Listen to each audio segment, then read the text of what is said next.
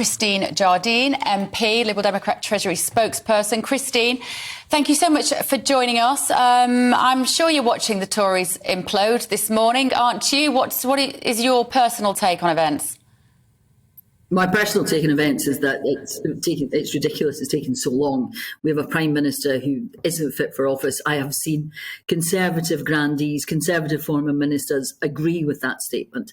There is a general acceptance that Boris Johnson has let down his party, the people who voted for him, and the country, and it's been just one shambles after another, and it really is time to go. And what we're seeing at Westminster, what we were seeing last night certainly, was groups of Conservative MPs standing around in huddles, sitting around talking about it, and a kind of resignation that this was the end of it. It had to stop.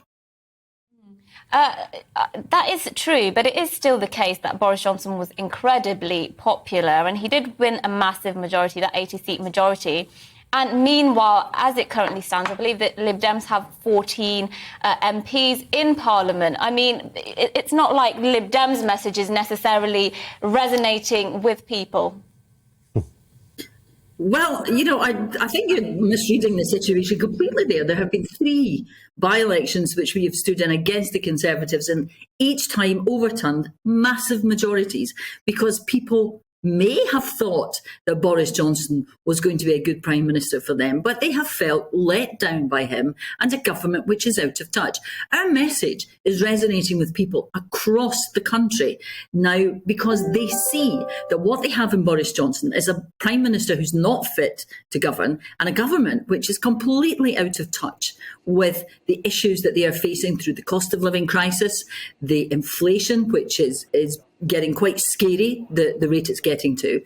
And the key word that you used there was, that was the key word. He was popular. He's not now. People now are saying to us on the doors, I'm never voting Conservative again, or I'm never voting as long as Boris Johnson's there. And I would appeal to the remaining cabinet ministers today, people like Dominic Raab and Therese Coffey, to, examine what has happened and think, do you really want this man still in charge of the government? It's taken Rishi Sunak and Sajid Javid a long time to come to their conclusions, but they have come to it.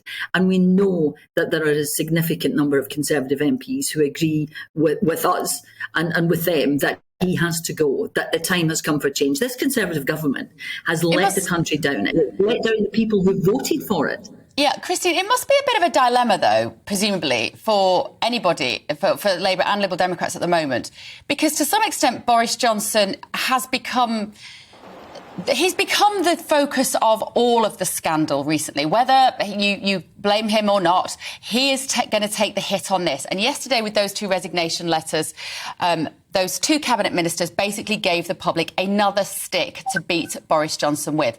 If he remains as leader of the Conservatives, is that not a good thing for the Liberal Democrats? Shouldn't you be sitting there today and saying, just keep him where he is and just sit tight until the next election? Absolutely not. What is important is what is best for the country.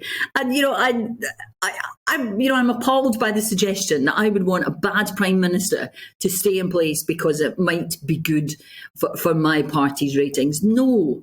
What we want is a government which is in touch with what the people of this country need, which is listening to the people of this country and then reacting and doing what we need to get out of these crises that we've had one after the other for the past 3 years, and all have been mismanaged. You can go right back to the PPE contracts. In fact, you can go back before that. This country did not get the Brexit that Boris Johnson promised them. And we now have the problems with the Northern Ireland Protocol because of that. We had the PPE contracts, which were a disaster. We've had the mismanagement of the cost of living crisis. I do think if we list all of those, we might be here a very long time. Some of the scandals are coming. But thank you, Christine Jardine, for joining us this morning. Thank you for your time.